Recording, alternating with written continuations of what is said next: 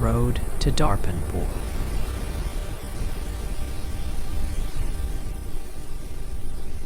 शाम का वक्त, सूरज दांतों जैसे पहाड़ों के पीछे डूब रहा है। सड़क सन्नाटे में डूबी हुई, हल्की धुंध सड़क पर रेंगती महसूस होती है। अरदास छोटे कदमों से आगे बढ़ता है। धुंध में से एक पुराना बोर्ड उभरता है, करेरा वैली ऑफ रेडियो। अरदास रुक जाता है। बोर्ड की चरचराहट सुनाई देती है। गलियां सुनसान, हर खिड़की बंद, हर दरवाजा जैसे किसी अनकहे खौफ से जकड़ा हुआ। अरदास चलते चलते रुक जाता है। हवा का एक ठंडा झोंका आता है। क्या कोई यहां रहता भी है? एक खिड़की का पर्दा हलता है। अरदास फौरन मुड़ता है, लेकिन पर्दा दोबारा जामिद। एक दरवाजा आहिस्ता से खुल। मैं एक सहाफी हूं, बूढ़ा लरजती आवाज में। पुराने रेडियो सुनना नहीं साहिब, खुदा के वास्ते सुनना मत। अरदास कंफ्यूज हो जाता है।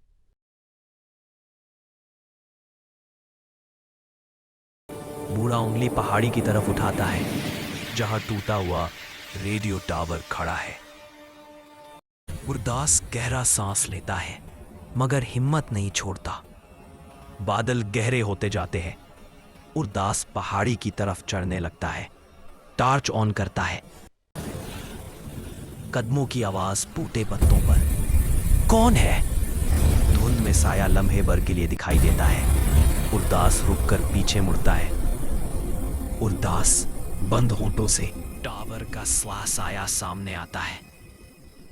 दीवारें जंग लगी हुई, खिड़कियां टूटी हुई। रात गहरी हो चुकी थी और अरदास आखिरकार रेडियो स्टेशन के खंडर नमा इमारत के सामने पहुंच गया। टावर धुंध के अंदर धुंधला सा दिखाई दे रहा था। अरदास ने दरवाजा धकेल कर अंदर कदम रखा। धूल और पुराने सामान की बू ने उसके चेहरे पर असर डाला। हर कदम के साथ सर्च करा रहा था। अरदास, क्या ये वाकई खाली है? कुछ तो है जो महसूस हो रहा है।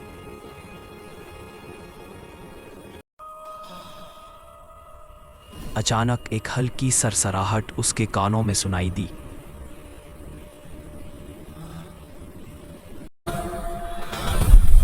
स्पीकर से कोई सरगोशी कर रहा था, पर आवाज अजीब और लर्जाखेज थी।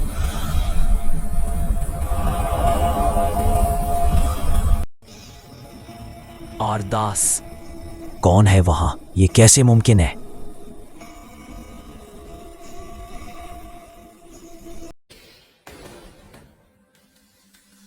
उसने मेज पर एक पुरानी टेप देखी। उस पर 20 साल पुरानी तारीख लिखी हुई थी। अरदास ने उसे प्लेयर में डाला। अरदास, ये पुराना टेप, क्या ये मुझे कुछ बता सकता है?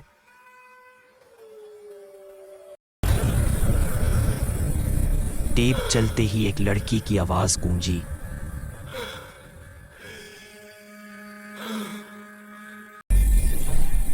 आज मुझे स्टेशन में बंद किया जा रहा है और जो सुनता है वो कभी वापस नहीं आता। अरदास सरगोशी में, ये हकीकत में हो रहा है?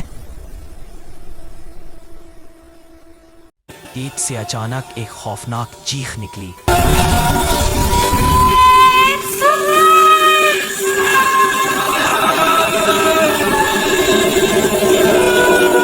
चीख निकली और कमरा मुकम्मल खामोश हो गया। अरदास की दिल की धड़कन तेज हो गई।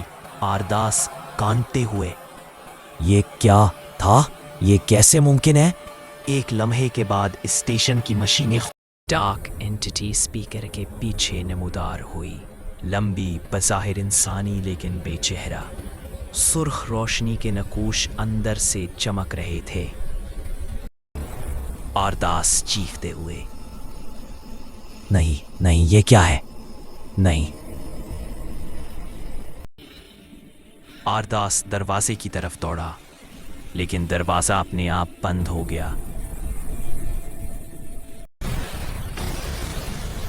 रोशनी एक एक करके बच गईं, सिर्फ रिकॉर्डिंग लाइट बाकी रही। आरदास, मुझे बाहर निकलना है, कोई है क्या? कमरे में अंधेरा छा गया, सिर्फ रिकॉर्डिंग लाइट के साथ। आरदास की सांसें हल्की और तेज सुनाई दे रही थीं, और हर तरफ खौफ की गूंज थी। सरगोशी में, अगर कोई सुन रहा है, मेरी मदद करो। आरदास ने स्टेशन के टावर की सीढ़ियां चढ़ना शुरू की। हर कदम के साथ ढोल और टूटे हुए फर्श की आवाजें गूंज रही थीं। आरदास, बस थोड़ा और, मैं देख लूंगा कि आखिर में क्या है। क्या मैंने कुछ सुना, या ये मेरा दिमाग है? ये हकीकत में किसी की मौजूदगी है? अरदास आखिरकार टावर के ऊपर पहुंच गया। सामने खिड़की से नीचे गहरी अंधेरा छाया हुआ था। अरदास, ये मकाम वाकई खौफनाक है। हर चीज खामोश मगर जिंदा लगती है। अरदास ने कंट्रोल रूम का दरवाजा खोला। अंदर धूल और पुराना सामान बिखरा हुआ था। ये मकाम वाकई खौफनाक है। हर चीज खामोश मगर जिंदा लगती है। स्पीकर से फिर सरगोशी सुनाई दी। अगर तुम सुनते हो, तुम वापस नहीं जा सकोगे।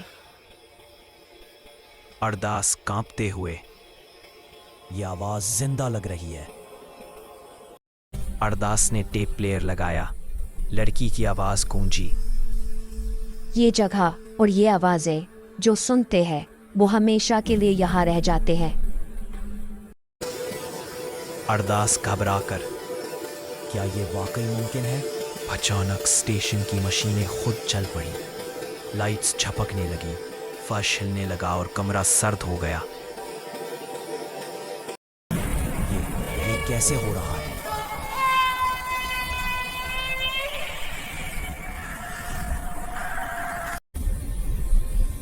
डार्क एंटिटी स्पीकर के पीछे से नमूदार हुई। लंबी और बेचेहरा, सुर्ख रोशनी के नकूश अंदर से चमक रहे।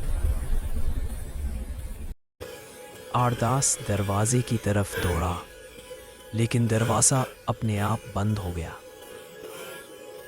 रोशनियां एक एक करके बुझ गईं, सिर्फ रिकॉर्डिंग लाइट बाकी रही। नहीं नहीं, ये क्या है?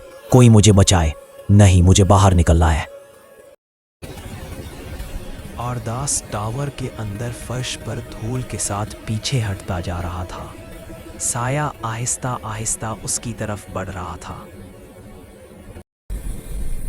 आरदास कांपते हुए, नहीं, ये कैसे मुमकिन है?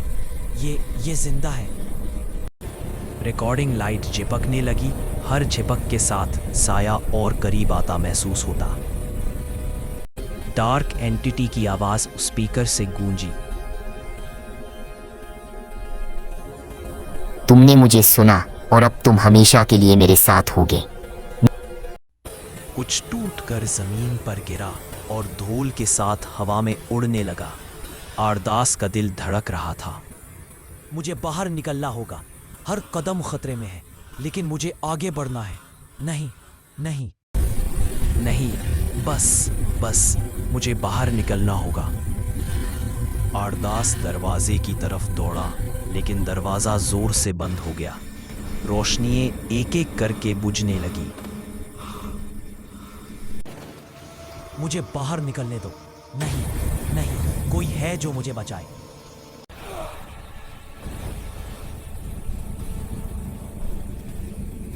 आरदास आखिरकार फर्श पर रेंगते हुए बाहर की तरफ बढ़ा, टार्च हाथ में थामे हुए।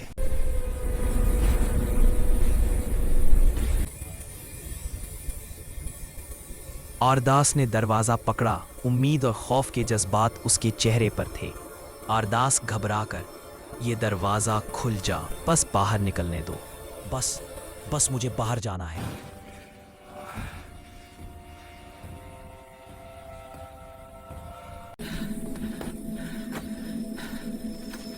कोई है जो मेरी मदद करे?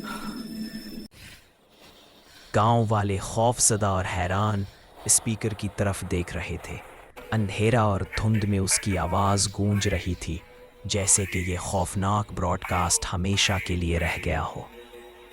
आरदास सरगोशी में और कोई मेरी मदद करे। कहानी एक खौफनाक क्लाइमैक्स के साथ ख़त्म होती है, जहां आरदास जिंदा है लेकिन मुकम्मल तौर पर महफूज नहीं। गांव वाले उसकी आवाज़ सुन रहे हैं, लेकिन मुस्तकबिल में क्या होगा, ये एक सनसनीखेज़ और नामालूम इख्तिताम है।